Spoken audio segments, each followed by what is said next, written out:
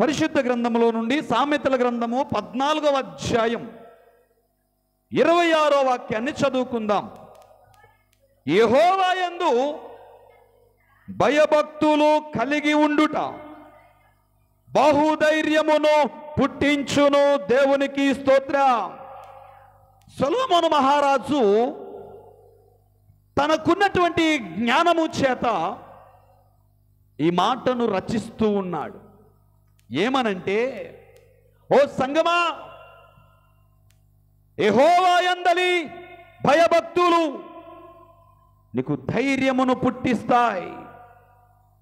ఓ క్రైస్తవుడా, ఆయన యందు భయభక్తులు కలిగి జీవిస్తే బహుధైర్యముగా నువ్వు నిలువగలుగుతావు అనే మాటను చాలా స్పష్టంగా తెలియజేస్తున్నాడు. అయితే ఎందుకు ఈ మాట తెలియజేస్తున్నాడు? మనము గమనిస్తే మానవుడు అభివృద్ధి చెందాల్సినటువంటి వాడు, మానవుడు ఫలించాల్సినటువంటి వాడు, మానవుడు ఈ భూమిని నిండించాల్సినటువంటి వాడు. ఈ మాట ఆదికాండం 1:28లో మనకు కనబడుతూ ఉంటుంది. అయితే అటువంటి మానవుడు ఈరోజు అభివృద్ధి లేక ఉన్నాడు. అలాంటి మానవుడు ఈరోజు ఫలించలేకపోతున్నాడు. అలాంటి మానవుడు ఈరోజు ఆశీర్వాదాన్ని పొందలేకపోతున్నాడు. కారణం ఏంటంటే, ఈ లోకము మానవుణ్ణి భయపెడుతుంది. చీకటి మానవుణ్ణి భయపెడుతుంది. అనారోగ్యం మానవుణ్ణి భయపెడుతుంది. సమస్యలు మానవుణ్ణి భయపెడుతున్నాయి. ఈ భయము మానవుణ్ణి కృంగదీస్తూ, ఈ భయము వాడిని వెనకడుగు వైపిస్తూ, ఈ భయము వాడిని ముందుకు వెళ్ళనివ్వలేక, వాడిని ఎదగనివ్వలేక, ఆశీర్వాదాన్ని పొందనివ్వకుండా, ఫలభరితమైన జీవితాన్ని కలిగి లేకుండా, విస్తరించకుండా, అభివృద్ధి చెందకుండా అతన్ని దిగజారుస్తుంది. ఇశ్రాయేలీల జీవన విధానాన్ని కూడా మీరు గమనిస్తే, వారి పతనమైన, వారి కృంగిపోవడమైన, వారు దిగజారిపోవడమైన, వారు వెనకడుగు వేయడమైన ఎప్పుడు జరిగాయంటే వారిలో భయము పుట్టినప్పుడు. దేవుని సంగమా, ఈ పూట నేను చెప్పే సువార్త, నిన్ను భయము ఏలుతున్నదా? భయము వలన నువ్వు కృంగిపోతున్నావా? భయం అనేది నిన్ను అభివృద్ధి చెందకుండా దిగజారుస్తుందా? భయం అనేది నిన్ను ఫలించనివ్వకుండా వెనక్కి లాగుతుందా?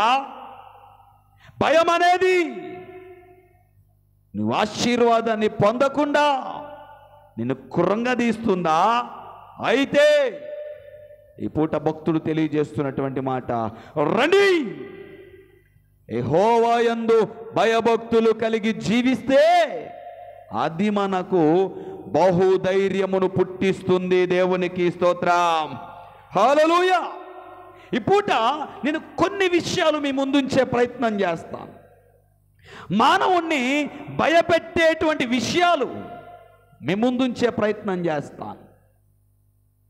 సర్వసాధారణంగా 4 విషయాలు మనిషిని భయపెడతాయి. 4 విషయాలు కుటుంబాన్ని భయపెడతాయి. ఆ 4 విషయాలే నిన్ను కృంగిపోయేలా చేస్తాయి, నిన్ను వెనకడుగేసేలా చేస్తాయి. పిరికితనముతో, భయముతో, నా వల్ల కాదు, నేను చెయ్యలేను, నేను సాధించలేను అనేలా నిన్ను బలహీనపరుస్తాయి. అందుకే ఆ 4 విషయాలు ఏంటో మీ ముందుంచి వాటిని ఏ విధంగా జయించాలో దేవుని యొక్క వాక్యములో నుండి కొన్ని విషయాలు మీకు తెలియజేసే ప్రయత్నం చేస్తాను. ఏమిటా 4 అంటే, దేవుని సంగమా, నెంబర్ 1, ఈ లోకము మానవుణ్ణి భయపెడుతుంది. ఈ లోకము ఒక కుటుంబాన్ని భయపెడుతుంది. నేనంటాను, క్రైస్తవుడా, సంగమా, లోకాన్ని చూసి భయపడుతున్నావా? ఒకవేళ ఈ లోకము నీ మీద లేనిపోని మాటలు చెప్పొచ్చు. ఒకవేళ ఈ లోకము నిన్ను దిగజార్చేలా, నిన్ను బలహీనపరిచేలా, నిన్ను కృంగదీయొచ్చు. ఈ లోకము నిన్ను అవమానించొచ్చు. ఈ లోకము నీ మీద నిందలు వేయొచ్చు. నేనంటాను, వాటికి భయపడుతున్నావా? వాటికి కృంగిపోతున్నావా? వాటిని బట్టి బలహీనపడిపోతున్నావా? ఒకడేదో పని చేస్తానంటే నీ వల్ల కాదురా అంటాడు ఒకడు. నువ్వు చేయలేవురా అంటాడు మరి ఒకడు. నీకు చేతనవదు, నీ సామర్థ్యం చాలదు అని వెనక్కి లాగుతాడు మరి ఒకడు. ఒకవేళ వారు నీ కుటుంబ సభ్యులే కావచ్చు, వారు నీ బంధుమిత్రులే కావచ్చు, వారు నీ చుట్టుపక్కల వారే కావచ్చు, వారు నీకు తెలిసిన వారే కావచ్చు. నీ కుటుంబం ఆశీర్వదించబడుతుంటే, నీవు దీవించబడుతుంటే, నువ్వు దినదినము అభివృద్ధి చెందుతుంటే, నువ్వు అంచెలంచెలుగా పైకి ఎదుగుతుంటే చూసి వారవలేక ఈర్ష్యతో, స్వార్థముతో నిన్ను కృంగదీసే ప్రయత్నము చేయవచ్చు. నేనంటున్నాను, ఈ లోకము నిన్ను భయపెడుతుంది. కాలేజీకి వెళ్ళేటువంటి పిల్లలను వారి స్నేహితులే, అరే మన వల్ల కాదురా, మనం పాస్ అవ్వలేమురా. ఉద్యోగాలకు వెళ్ళేటువంటి వారిని తోటివారు, మనం ఎంత కష్టపడినా మన బ్రతుకులు ఇంతేనండి. చుట్టుపక్కల వారు ఎంత ప్రయాసపడినా మన బ్రతుకులు ఇంతే, మన పిల్లల బ్రతుకులు ఇంతే. ఇలా ఏవో రకరకాల మాటలు ఈరోజు మనిషిని భయపెడుతున్నాయి. ఇప్పుడు దేవుని సంగమా, ఆ భయము అతన్ని ముందుకు వెళ్ళనివ్వడం లేదు. ఆ భయము అతని ఆశీర్వాదాన్ని పొందనివ్వడం లేదు. ఆ భయము అతని అభివృద్ధి చెందనివ్వడం లేదు. ఆ భయము వలనే ఈరోజు క్రైస్తవులు కూడా చాలామంది ఆశీర్వదించబడక, అభివృద్ధి చెందక, విస్తరించక, ఫలించక ఎక్కడున్న స్థితిలో అక్కడే ఆ స్థితిలోనే ఉండిపోతున్నారండి. నా ప్రభువేమో మీరు అభివృద్ధి చెందాలి, మీరు విస్తరించాలి, మీరు భూమిని నిండించాలి, మీరు ఫలించాలి అని చెబుతుంటే, ఈరోజు క్రైస్తవులు, వారి కుటుంబాలు ఎందుకు అట్టి ఆశీర్వాదాలు పొందలేకపోతున్నారు? ఎందుకు వారి జీవితాలు అంతే ఉండిపోతున్నాయి? ఎందుకు వారి కుటుంబాలు అలాగే ఉండిపోతున్నాయంటే భయం. అందుకే భక్తుడు తెలియజేస్తున్నాడు, సంగమా, యెహోవా నీకు బహుధైర్యమును పుట్టిస్తాడు. ఆయన యందు భయభక్తులు కలిగి జీవిస్తే చాలు, అది నీకు బహుధైర్యమును కలుగజేస్తుంది. శత్రువు నీకు ఎదురు వచ్చినా, నిన్ను కృంగదీసేవారు నీ వెనక తరిమినా, నువ్వు నమ్మిన వారే నిన్ను బలహీనపరిచినా, నిన్ను హేళన చేసినా, నిన్ను అవమానపరిచినా, నీ మీద నిందలు మోపినా, లేనిపోని మాటల చేత నువ్వు బాధపడేలా చేసినా, నువ్వు ధైర్యము కలిగి ఉంటే శత్రువును సహితము జయించగలుగుతావు. ఈ లోకాన్ని సహితము ఎదిరించగలుగుతావు, పోరాడగలుగుతావు, స్థిరముగా నిలవగలుగుతావు. దేవునికి స్తోత్రం. పరిశుద్ధ గ్రంథములో ఒక నిండు యవ్వనస్తుడు బానిసగా ఒక దేశము నుండి మరి ఒక దేశానికి తీసుకురాబడ్డాడు. అతని పేరు దానియేలు. ఒక దేశము మరి ఒక దేశం మీదకి యుద్ధానికి వెళ్ళినప్పుడు ఆ యుద్ధములో గెలిచిన వారు ఓడిన దేశములో ఉన్న యవ్వనస్తులను వారి దేశములో బానిసత్వపు పని చేయించుకోవడానికి వారిని బంధించి తీసుకొస్తారు.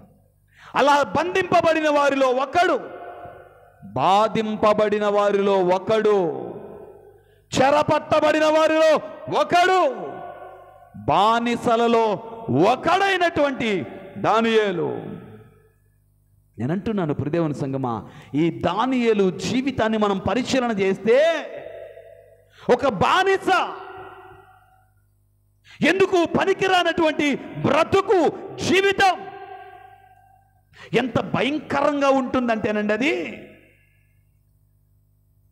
చాలా అధికముగా విస్తారంగా పని చేయించుకుంటారు, కానీ సరైన తిండి పెట్టరు, సరిగా త్రాగడానికి నీళ్ళివ్వరు. ఒకవేళ తిండి లేక పని భారం ఎక్కువైపోయి బలహీనపడ్డా, అనారోగ్యం వచ్చిందా, అయినా కనికరించక విషం పూసినటువంటి కొరడాలతో కొట్టి వారిని మరింత హింసిస్తారు. ఆ విషము శరీరానికి తగలడం ద్వారా విషజ్వరములు వచ్చి వణికిపోతుంటే కూడా వారు పని చేయవలసిందే. అలాంటి భయంకరమైనటువంటి బానిసత్వం. కానీ అతడు యెహోవా యందు భయభక్తులు కలిగి జీవిస్తున్నాడు. దేవునికి స్తోత్రం. అంత బాధలో కూడా, అంత భయంకరమైనటువంటి బ్రతుకులో కూడా అతడు ప్రభువుని విడిచిపెట్టలా. ప్రభు మీద ఆనుకున్నాడు, ఆయన మీద ఆధారపడ్డాడు, ఆయనందు భయభక్తులు కలిగి జీవించాడు. తద్వారా బానిసగా వచ్చినటువంటి వాడు దినదినము అభివృద్ధి చెందాడు, అంచెలంచెలుగా పైకి ఎదిగాడు. మనందరికీ సుపరిచితమైనటువంటి వాక్యమే, ఆ దేశములో ఆ దానియేలు ప్రధానులలో ప్రముఖులలో ఒక్కడయ్యాడు. దేవునికి స్తోత్రం.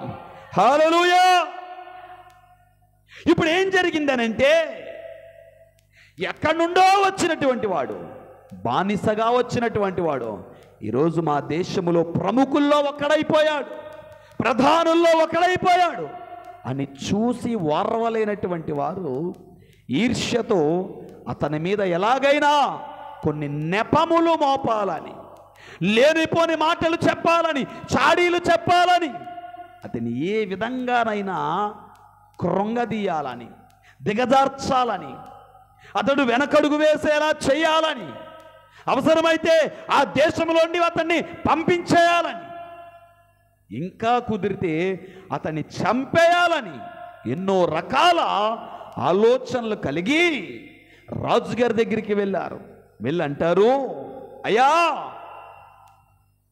మన దేశానికి మీరే రాజు, మీరే ప్రభువు, కాబట్టి మన దేశ ప్రజలందరూ మిమ్మును తప్ప మరి ఎవరిని పూజించకూడదు, మరి ఎవరికి ప్రార్థించకూడదు అని లేనిపోని చాడీలు చెప్పి రాజుగారిని భ్రమ పెట్టారు. ఆ మాటలకు లోనైనటువంటి గురైనటువంటి రాజుగారు, సరే ఇదేదో బాగుంది కదా అని అతడి చేతుకున్నటువంటి ఉంగరాన్ని తీసి ముద్ర వేసి, ఈ దేశంలో వారు ఎవరైనా నాకు తప్ప మరి ఏ దేవునికి మొక్కడానికి ప్రార్థించడానికి వీలు లేదన్నాడు. ఎందుకు ఈ విధంగా చేశారో తెలుసా? ఎందుకనంటే దానియేలు ఎదుగుదలకు కారణమేమిటా అని ఆలోచించారు. బానిసగా వచ్చినటువంటి వాడు ప్రధానుల్లో ఒకడైపోయాడే, ఇట్టి ఆశీర్వాదానికి గల కారణమేమిటి అని ఆలోచిస్తే వారికి అర్థమైంది ఏంటో తెలుసా? అతడు ప్రతిదినము దేవుని సన్నిధిలో రోజుకు 3 సార్లు ప్రార్థన చేసేవాడు. దేవునికి స్తోత్రం. అవును, అతడి ప్రార్థనా జీవితం అతన్ని అంచెలంచెలుగా ఆశీర్వదించింది. ఈ విషయాన్ని తెలుసుకున్నటువంటి వారు దానియేలు ప్రార్థన చేయకుండా ఉంటే అతడు ఆశీర్వాదాలు కోల్పోతాడు అని పన్నాగం పన్నారు. రాజును భ్రమ పెట్టారు. ముద్ర వేయించారు. అయినా దానియేలు భయపడలేదు. దేవునికి స్తోత్రం. శత్రువుకు భయపడలా, అపవాదికి భయపడలా, తరుముకొస్తున్న లోకానికి భయపడలా, ఎదురు వచ్చిన లోకానికి భయపడలా. యథాప్రకారము యెరూషలేము తట్టు కిటికీలు తెరచి దినమునకు ముమ్మారు అతడు ప్రార్థన చేయుచుండెను. దేవునికి స్తోత్రం. చూడండి, నేను ఎందుకు ఈ మాటలు జ్ఞాపకం చేస్తున్నానంటే, లోకమునకు దానియేలు భయపడలా, శత్రువునకు దానియేలు భయపడలా, తోటివారికి దానియేలు భయపడలా. అతడు యెహోవా యందు భయభక్తులు కలిగి ఉండుట ద్వారా, ప్రతిదినము ప్రార్థించుట ద్వారా అతడు బహుధైర్యము కలిగి ఉన్నాడు. దేవునికి స్తోత్రం. ఆ ధైర్యమే అతన్ని ముద్ర వేసినా గాని ముమ్మారు యెరూషలేము తట్టు కిటికీలు తెరచి ప్రార్థించేలా చేసింది. ఆ ధైర్యమే సింహాల బోనులో నిలిచేలా చేసింది. ఆ ధైర్యమే అతన్ని సజీవుల లెక్కలో నిలవబెట్టింది. ఆ ధైర్యమే మరుసటి దినాన సింహాల బోనులో నుండి అతన్ని బయటకు తీసుకొచ్చింది. ఆ ధైర్యమే ఆ దేశానికి అతన్ని ప్రధానిని చేసింది. దేవునికి స్తోత్రం. హల్లెలూయా. బిడ్డా, ఈ పూట నేను చెప్పే సువార్త, భయపడుతున్నావా? బలహీనపడుతున్నావా? కృంగిపోతున్నావా? వద్దమ్మా. బానిసైనటువంటి దానియేలు కూడా ధైర్యముగా ఉన్నాడు, ప్రార్థన చేశాడు, ప్రభు మీద ఆనుకున్నాడు, యెహోవా యందు భయభక్తులు కలిగి జీవించాడు. తద్వారా అత్యున్నతమైనటువంటి స్థాయిలో అతడు నిలువగలిగాడు. దేవునికి స్తోత్రం. ప్రభువు చెప్పినట్లుగానే అతడు అభివృద్ధి చెందాడు, అతడు విస్తరించాడు, అతడు ఫలించాడు. అట్టి జీవితం మనము కలిగి ఉండాలంటే దానియేలు వలె బహుధైర్యము కలిగి ఉండాలి. దేవునికి స్తోత్రం. రెండవదిగా చూస్తే చీకటి ఈరోజు మానవుణ్ణి భయపెడుతుంది. చీకటి అనగా మరణం, చీకటి అనగా పాపం, చీకటి అనగా అపవిత్రత, చీకటి అనగా దుష్టత్వం. ఈరోజు ఆ చీకటి మానవుణ్ణి భయపెడుతుంది, పాపం మానవుణ్ణి భయపెడుతుంది, దుష్టత్వం మానవుణ్ణి భయపెడుతుంది, మరణం మానవుణ్ణి భయపెడుతుంది. ఒక నిండు యవనస్తుడైనటువంటి యోసేపు తన అన్నలే అతన్ని కొట్టి ఒక గుంటలో పడవేశారంట. గుంటలో లైట్లుంటాయా? చీకటి గుంటుందా? చీకటి, చిమ్మ చీకటి, కటిక చీకటి. కానీ యోసేపు భయపడలా, ప్రభు వైపు చూశాడు. దేవునికి స్తోత్రం. ధైర్యముగున్నాడు, చీకటిని సహితము జయించాడు. ఐగుప్తు వర్తకులు ఆ మార్గం గుండా పోతుంటే వారికి అతన్ని అమ్మివేశారు. వారు అతన్ని బానిసగా కొనుక్కొని ఐగుప్తు దేశానికి తీసుకువెళ్ళారు. అక్కడ సంత వీధిలో, ఆ మార్కెట్లో అతన్ని పోతీఫరుకు అమ్మివేశారు. నేనంటాను, ఇదంతా కూడా అతడి జీవితంలో ఒక చీకటి భాగం. తండ్రి దగ్గర ఉన్నప్పుడు సంతోషంగా ఉండేవాడు, సొంత ఇంటిలో ఉన్నప్పుడు ఆనందంగా ఉండేవాడు, సొంత ప్రాంతంలో ఆహ్లాదకరంగా జీవిస్తూ ఉండేవాడు, దర్శనాలు పొందేవాడు, కలలు పొందేవాడు, భవిష్యత్తును చూసేవాడు, ప్రార్థన చేసేవాడు, భయభక్తులు కలిగి జీవించేవాడు. అలాంటి వాడి జీవితంలో అనుకోకుండా, అకస్మాత్తుగా, అనూహ్యంగా ఒక గడ్డు పరిస్థితి, ఒక భయంకరమైనటువంటి పరిస్థితి, ఒక చీకటి ఏర్పడింది. బిడ్డ, కొన్నిసార్లు మన జీవితాలు కూడా అంతేనండి. సాఫీగానే సాగుతుంది కదా అనుకుంటాం, ఆనందంగానే పోతున్నాం కదా అనుకుంటాం. అనూహ్యంగా ఒక గడ్డు పరిస్థితి ఎదురవుతుంది. ఒకవేళ అది చీకటి కావచ్చు, అది నీ వ్యక్తిగత జీవితమైనా, అది నీ కుటుంబ జీవితమైనా, అది నీ దాంపత్య జీవితమైనా, అది నీ బిడ్డల భవిష్యత్తు అయినా, కొన్నిసార్లు కఠిన పరిస్థితులు ఎదురైతే, కొన్నిసార్లు ఆ ఆనందం, సంతోషం, ఆశీర్వాదం దూరమైతే, అలాంటి సమయాల్లో కృంగిపోయి, బలహీనపడిపోయి, అధైర్యముతో ఏడుస్తూ, కన్నీరు విడుస్తూ ప్రభువునే ప్రక్కన పెట్టేసేవారిగా ఉండిపోతున్నావా? లేదు. అలాంటి కఠిన పరిస్థితుల్లో కూడా, అలాంటి కటిక చీకటిలో కూడా ధైర్యముగా దేవుని వైపు చూస్తూ ప్రార్థిస్తున్నావా అనేది ఈ పూట ప్రశ్న. గుంటలో ఉన్నప్పుడు కూడా యోసేపు ప్రార్థించాడు. ఐగుప్తు వర్తకులకు అమ్మివేసినా అతడు ప్రార్థన మానలేదు. పోతీఫరు ఇంటిలో బానిసతో పనిచేసినా ప్రార్థన మానలేదు. లేనిపోని నిందలు వేసి, నేరము మోపి చెరసాల్లో బంధించినా అతడు ప్రార్థన మానలేదు. దేవునికి స్తోత్రం. యెహోవా యందలి భయభక్తులు బహుధైర్యమును పుట్టించును. అతడు భయభక్తులు కలిగి జీవించాడు, బహుధైర్యముతో నిలిచి ఉన్నాడు. ఏ దేశములో అయితే అమ్మివేయబడ్డాడో, ఏ దేశములో అయితే బానిసగా పనిచేశాడో, ఏ దేశములో అయితే నిందలు తన మీద వేసుకున్నాడో, ఏ దేశములో అయితే చెరసాలలో శిక్షను అనుభవించాడో, అదే దేశానికి రాజై కూర్చున్నాడు. దేవునికి స్తోత్రం. హల్లెలూయా. కారణం అతడికున్నటువంటి బహుధైర్యం. ఎక్కడి నుండి వచ్చింది ఈ ధైర్యం? ఎక్కడి నుండి తెలుసా? అతడు యెహోవా యందలి భయభక్తులు కలిగి జీవించుట ద్వారా వచ్చింది.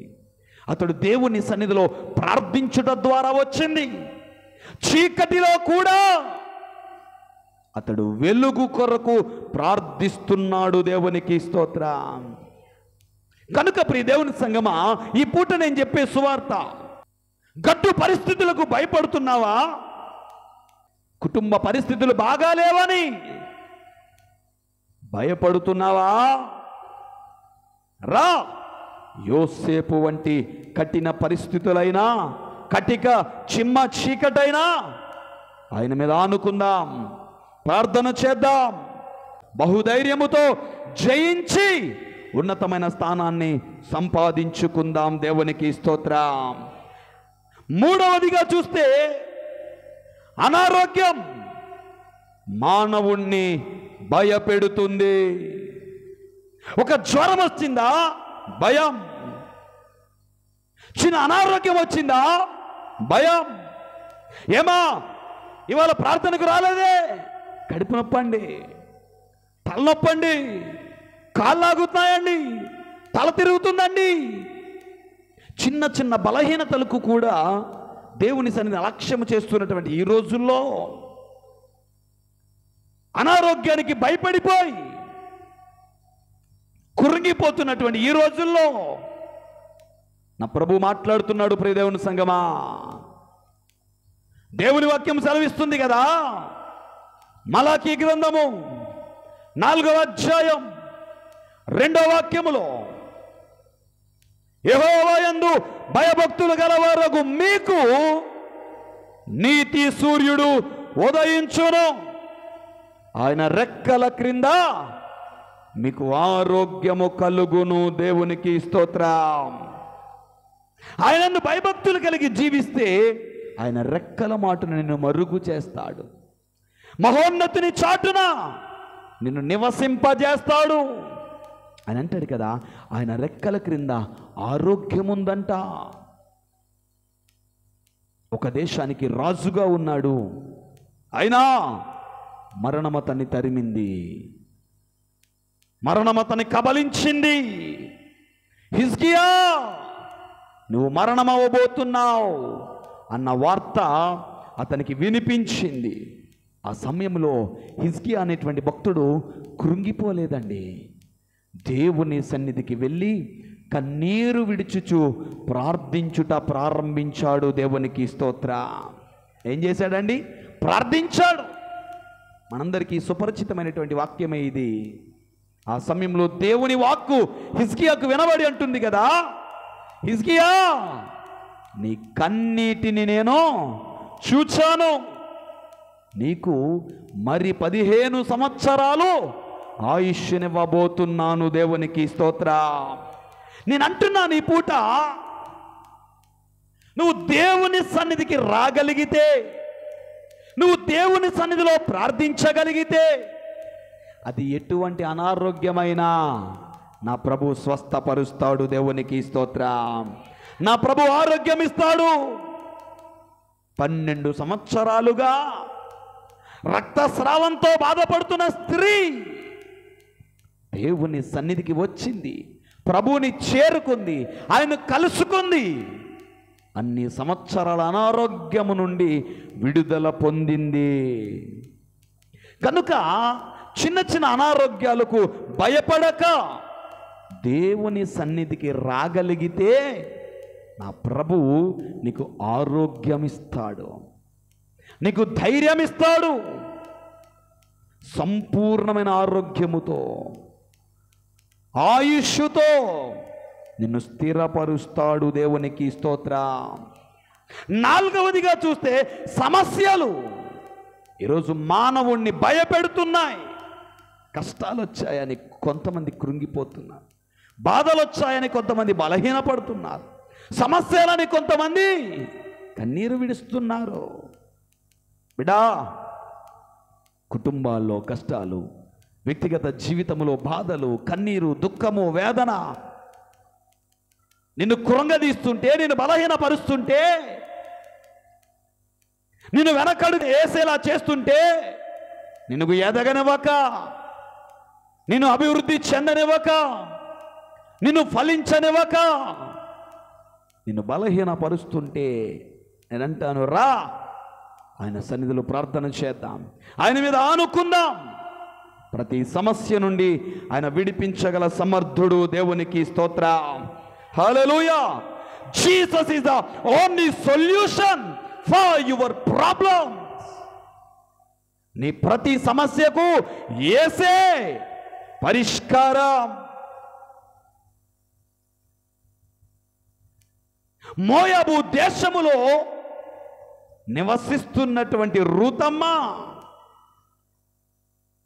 నయోమి, ఎలీమెలకు అనేటువంటి వారి కుమారుణ్ణి వివాహం చేసుకుంది. వారిని వెంబడించింది. ఏమైందో తెలీదు.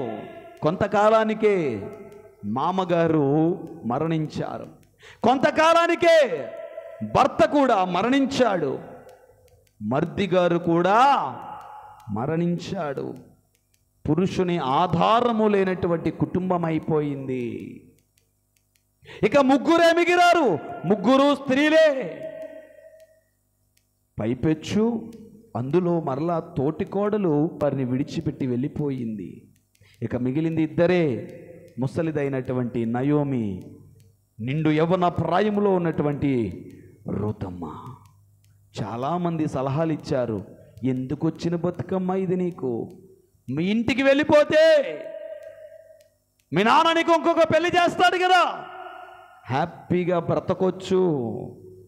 కానీ రూతమ్మ ఇచ్చిన మాటకు, చేసిన ప్రమాణానికి కట్టుబడి ఉంది. అత్తమా, నీ దేవుడే నా దేవుడు, నీ జనమే నా జనము అని ఒక మాట పలికిందే, ఆ మాటకు కట్టుబడి ఉంది. కష్టమైన, బాధైనా, శ్రమైనా, దుఃఖమైన, సమస్యలైనా, వేదనైనా, కన్నీరైనా ఎదురెళ్ళడానికి సిద్ధపడింది, జయించడానికి సిద్ధపడింది, నిలవబడడానికి సిద్ధపడింది. తను అత్తగారు బ్రతకాలంటే ఏదో ఒక పని చేయాలి. విషయం ఏంటంటే ఆమెకు పని కూడా చేతనవ్వదండి. గారాబంగా పెరిగిందేమో బహుశా. ఒకానొక దినమున దేవుని వాక్కు వినబడింది, నయోమి నీవు నీ కోడల్ని తీసుకొని మరలా బెత్లెహేముకు రా. ఎందుకో తెలుసా? ఒక గడి ఆలస్యమైన నా ప్రభు దర్శించే స్థలం బెత్లెహేము. ఒక గడి ఆలస్యమైన నా ప్రభు అడుగు పెట్టే స్థలం బెత్లెహేం. అది రొట్టెల ఇల్లు. అక్కడ సమృద్ధి ఉంటుంది, అక్కడ సకల ఆశీర్వాదములు ఉంటాయి, అక్కడ దీవించబడతావు. రా బెత్లెహేమునకు రా. నయోమి రూతమ్మను తీసుకుని బెత్లెహేముకు వచ్చింది. బోయజు పొలములోనికి వెళ్ళి పని చేయడానికి సిద్ధపడి వెళ్ళింది రూతమ్మ. కానీ పని రాదేమో, మిగిలిపోయినా, పడిపోయినా, రాలిపోయినా పరిగెను ఏరుకునొచ్చి తన అత్తను పోషించింది. దేవునికి స్తోత్రం. ఏమండి, ఇది కష్టం కాదా? ఇది సమస్య కాదా? ఇవి ఇబ్బందులు కాదా? వదిలిపెట్టి వెళ్ళిపోవడం చాలా సులువు, విడిచిపెట్టడం చాలా సులువు. కానీ ఆ పని చెయ్యలా. నమ్మకంగా ఉంది, స్థిరంగా నిలబడింది. అందుకే ఏ పొలములో అయితే పరిగెరుకుందో అదే పొలానికి యజమానురాలయ్యింది. దేవునికి స్తోత్రం. హల్లెలూయా. యేసుక్రీస్తు ప్రభువారు సర్వలోక మానవాళి కొరకు రక్తము చిందించి ప్రాణమును అర్పించి రక్షించుట కొరకు భూమి మీదకి రావడానికి కారణమైనటువంటి స్త్రీలలో ఆమెను ఒక ప్రత్యేకమైన స్థానాన్ని సంపాదించుకున్నది. దేవునికి స్తోత్రం. నేను అంటున్నాను ప్రియ దేవుని సంగమా, సొలొమోను మహారాజు తెలియజేస్తున్నటువంటి మాట, యెహోవా యందు భయభక్తులు కలిగి ఉండుట బహుధైర్యమును పుట్టించును. ఎందుకు ఈ మాట తెలియజేస్తున్నాడంటే, ఈరోజు క్రైస్తవుడు, మానవుడు, వారి కుటుంబాలు భయముతో వణికిపోతున్నాయి. ఆదికాండం 1:28 నా ప్రభు అన్నాడు, నువ్వు అభివృద్ధి చెందాలి, నువ్వు ఫలించాలి, నువ్వు విస్తరించాలి, నువ్వు భూమిని నిండించాలి. కానీ ఈరోజు క్రైస్తవుల్లో, క్రైస్తవ కుటుంబాల్లో, మానవ జీవితాల్లో అభివృద్ధి లేదు, ఆశీర్వాదం లేదు, విస్తరణ లేదు. కారణం ఏంటంటే భయం. అందుకే ఈ మాట ఈ పూట తెలియజేస్తున్నాడు నా ప్రభు. ప్రియ దేవుని సంగమా, ఈ లోకము నిన్ను భయపెడుతుందా? రా, ఆయన సన్నిధిలో ప్రార్థన చేద్దాం. లోకాన్ని జయించి ఉన్నతమైన స్థానాన్ని సంపాదించుకుందాం. ఈ చీకటి నిన్ను భయపెడుతుందా? రా, ఆయన సన్నిధిలో ప్రార్థన చేద్దాం. చీకటిలో వెలుగును పుట్టించి ప్రత్యేకమైన స్థానాన్ని సంపాదించుకుందాం. అనారోగ్యము నిన్ను భయపెడుతుందా? రా, ఆయన సన్నిధిలో మోకరించుదాం, మొర్ర పెడదాం. సంపూర్ణమైన ఆరోగ్యము కలిగి అనారోగ్యాన్ని జయించి ఆయన సన్నిధిలో స్థిరపరచబడదాం. సమస్యలు, కష్టాలు, దుఃఖము, బాధ, కన్నీరు, వేదన నిన్ను భయపెడుతున్నాయా? రా, ఆయనందు భయభక్తులు కలిగి జీవిద్దాం, నమ్మకంగా ఉందాం, ప్రార్థన చేద్దాం. ప్రతి సమస్య నుండి విడుదల పొంది జయించి జయ జీవితమును కలిగి ఆయన సాక్షిగా ఈ భూమి మీద నిలవబడదాం. అట్టి జీవితం, బహుధైర్యం ప్రభు మనందరికీ అనుగ్రహించి ప్రత్యేకమైన స్థానములో అభివృద్ధి చెంది ఫలించి విస్తరించి భూమిని నిండించి ఆశీర్వదించబడి ఉన్నతమైన స్థానములో నిలవబడుదుముగాక. ఆమేన్.